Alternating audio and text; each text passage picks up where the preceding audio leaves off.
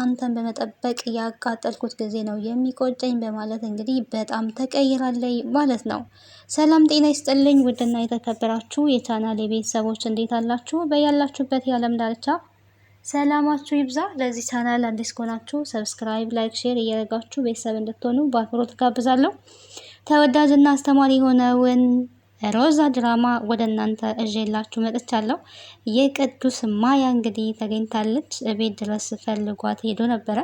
የጠፋችበት ምክንያትም ታዲያ የቤተሰብ በፍቅር ላይ ጣልቃ ገብነት መሆኑ ተናግራለች ማለት ነው። ማያ ከቅዱስ የጠፋችበት ምክንያት ቤተሰብ ስላልፈቀደ፣ ሁለቱም ደግሞ በጣም የሚዋደዱ ጥንዶች ፍቅረኛሞች እንደሆኑ ተናግራለች። አሁን ላይ ቅዱስን ደግሞ ሮዛ አተዋለች የት እንዳለ። ድንገት እንግዲህ ማያ ቅዱስን በምታፈላልግበት ሰዓት ላይ ሮዛም ደግሞ ቅዱስን እየፈለገች ነበረ። ማያ ግን በስልኳ ፎቶን ይዛ ይሄንን ልጅ አይታችሁታል፣ ይሄን ልጅ ታውቁታላችሁ ወይ እያለች ብዙ ሰዎችን በመንገድ ላይ እየጠየቀች ነበረ። እንግዲህ ሁለቱም ፈላጊዎች ቅዱስን ነበረ የሚፈልጉት። ሮዛ ስትፈልገው ታዲያ እየፈለገች እየነበረችው ብቻዋን አልነበረም፣ ከወንድሟ ጋራ ነው ስትፈልግ የነበረው። ወንድሟም ደግሞ እናገኘዋለን በቃ ተረጋጊ እያለ የመከራት ነበረ። እሱ በመጥፋቱ የሆነ ነገር እንዲሆን አልፈልግም፣ እኔ የምፈልገው የእሱን ደስታ ማየት ነው፣ እሱ ሲደሰት ማየት ነው የምፈልገው እያለች እንግዲህ በተደጋጋሚ ሮዛ ስለ እሱ እያሰበችና እየተጨነቀች ነው የምትገኘው። እናትየዋንም ሄዳ ትናንትና እኔን ተናግረሽኝ ነበረ፣ አስጠንቅቀሽኝም ነበረ፣ እያሰራራሽኝም ነበረ፣ ቅዱስን የሆነ ነገር አድርገሽዋል ወይ እያለቻት ትገኛለች። ታዲያ ማኪ ስታቃጠል ለአንድ ተራ ዱርዬ ለእብድ ሰው ብለሽ እናትሽን እንዴት በዚህ ልክ ትናገሪያታለሽ?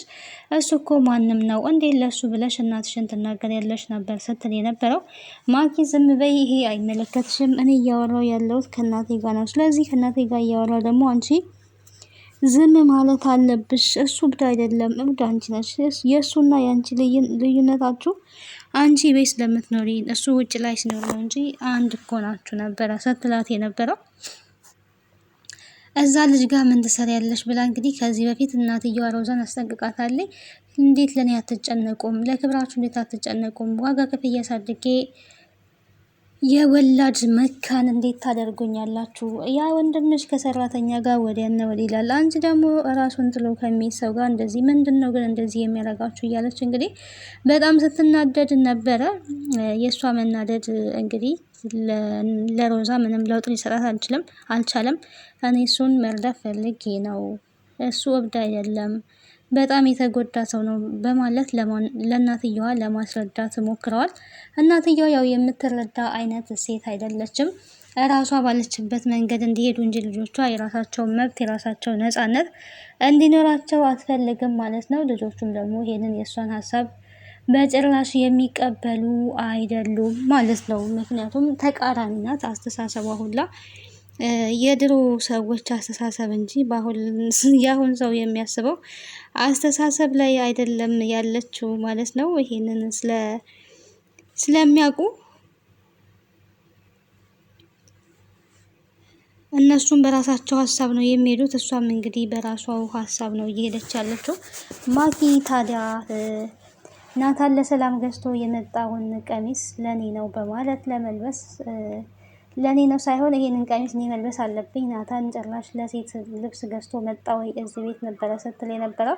ናታን ገዝቶ ያመጣውን ቀሚስ የሰጠው ለሰላም ነበረ። ሰላም ደግሞ ወስዳ አኩርፋ ናታን አልጋ ላይ ነበር ያስቀመጠችው። ማኪ እንደምናውቃት ወደ ናታን ክፍል ጎራ ሳትል ናታን ባይኖርም እንኳን ክላሱን ሰላም ሳትል አትአድርምና ክላሱን ሰላም ለማለት ታዲያ ሄዳለች። ስትሄድ ግን ያገኘችው ቀሚስ ነው። ያንን ቀሚስም ደግሞ ለመልበስ ሙከራ አድርጋ ነበረ። ቀሚሱን እንግዲህ ለብሳ ያምርብኛል ወይስ አያምርብኝም ነበረ ስትል የነበረው። ቀሚሱ ያው እንደለበሰችው ከሆነ አምሮባታል። ነገር ግን ያንን ያየችዋ እሷ የለበሰችውን ያየችዋ ሰላም እንደገና ቀናቷ ተነስቶባት እየቀናች ነበረ። ምክንያቱም ልብሱ የተገዛው ለእሷ ነው። እሷ ደግሞ አለብስም ብላ ነበር ያስቀመጠችው። ለብሳ መጀመሪያ ላይ አምሮባታል። ግን እስከ መቼ ድረስ ነው አንተን የምጠብቀው? ቆይ ቆይ ቆይ እያልክ እስከ መቼ ነው? ነበር እንግዲህ ሲል የነበረው ማለት ነው ስትል የነበረው። በዚህ መሀል ላይ ነው ሮዛ መታ ስለ ቅዱስ የነገረችው። ቅዱስ እንደጠፋ ነግረው በጣም እንደተጨነቀች እና እንደተረበሸች ስላየ ከእሷ ጋር ቅዱስን ለመፈለግ ቅር እያለው ቢሆን ወጥቷል። ታዲያ ወደ ቤት ሲመለስ ግን ማኪና ሰላም ያሉበት ሁኔታ በጣም ከባድ ሁኔታ ነበረ። ማኪ ቀሚሱን ለብሳ ተቀምጣ እንግዲህ የቀሚስን አምሮብኛል እያለኝ ለሰላም ስታሳየን ነበር። ቀሚሱ እኮ ያንቺ አይደለም ናታን የገዛው ለሌላ ሰው ነው ስትል እሱን ማን ንገሪኝ አለሽ? እሱን እኮ ንገሪኝ አላልኩሽም? አሁን ያምርብኛል ወይስ አያምርብኝም ነው እያልኩሽ ያለሁት ብላለች ማለት ነው። አፍጣ ዝም ብላ ስትመለከታት ነበረ። ምንድን ነው አፍጣሽስ የምትመለከችኝ? እኔን አፍጣሽ ለምን ትመለከቻለሽ? ቀንተሽ ነው እንዳለል መቼም ሴት ነሽ፣ ምንድን ነው እንደዚህ የሚያደርግሽ ነበረ ስትላት የነበረውና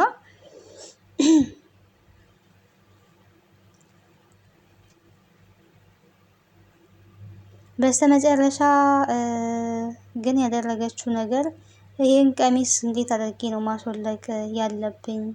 ይህን ቀሚስማ እንደምንም ብዬ ማስወለቅ አለብኝ። ዝም ብዬ መመልከት የለብኝም። እስከ መቼ ድረስ እንደዚህ ዝም ብዬ እመለከታለሁኝ? የሆነ ነገር አድርጌ እንድታወልቅ ማድረግ አለብኝ ብላ እንግዲህ ቀሚሱን ለማስወለቅ ሞክራለች ማለት ነው። እያደረገችው ፊንቶ ብደፋበት ወይስ ቡና ብደፋበት ይሻላል እያለች በስተመጨረሻ እንግዲህ ትኩስ ቡና እንደፋበታለች። ትኩስ ቡና ከደፋችበት በኋላ ማኪ ደግሞ በጣም ነበረ ተናዳ ስትጮህ የነበረው። እንዴት ትኩስ ቡና ትደፊብኛለሽ? ቢያቃጥለኝስ? እኔ ላይ ትኩስ ቡና እንዴት ትደፊያለሽ? እያለቻት ነበረ። እንግዲህ ያው ትኩስ ቡና እሷ ላይ ስለተደፋ በጣም ተናዳለች። ተሳስቼ ነው ይቅርታ ብላለች። ያው በእርግጥ አውቃ ነው ያደረገችው፣ ግን ይቅርታ ነበረ ስትል የነበረው። ያንቺ ይቅርታ እኔን ምን ቀሚሴን ይመልስልኛል? ይሄ ቀሚስ አሁን ባይለቅስ ቀሚሴን ለምን አበላሸሽብኝ? እያለች በቃ የራሷ ቀሚስ አስመስላ በጣም ስትናገር ነበረ፣ በሰው ቀሚስ ማለት ነው። እና ትመልሽልኛለሽ ነበረ ስትል የነበረው። በደንብ አድርገሽ አጥበሽ አድርቀሽ አንጪ ነበረ እያለች የነበረው። እስኪ እንደምመልስልሻ ያለው ብላለች። በጣም እየተጨቃጨቁ ባሉበት እንግዲህ ቀሚሱን ስትጠይቃት ናታን ወስዶታል ብላ ነበር የዋሸቻት። ምክንያቱም መጀመሪያም ቢሆን እሷ ከእጇ ላይ ተቀብላ የምታስቀምጥበትን መንገድ ፈልጋ እንጂ ለእሷ አስባ አልነበረም። የራሷን ቀሚስ ለመውሰድ አስባ ነው አስመልሳለች። በቅናት ተንጨርጭራለች ማለት ነው። ይሄን ባደረገችበት ሰዓት ላይ ማን ስጪ ያለሽ? ለምንድን የሰጠሽው? እያለች ያው ማኪም ስትቆጣ ነበረ። ቀሚሱ እኮ የገዛው ናታን ነው፣ እሱ ስጭኝ አለ፣ እኔም አንስቼ ሰጠውት፣ ምን ችግር አለው ነበረ ስትል የነበረው ማለት ነው። በዚህን ሰዓት ናታን እንግዲህ ከውጪ ወደ ቤት ሲገባ ምን ሆናችኋል የሚል ጥያቄ ጠይቋል። ማኪ ዞር ብላ ነው ጥላው ሄደችው።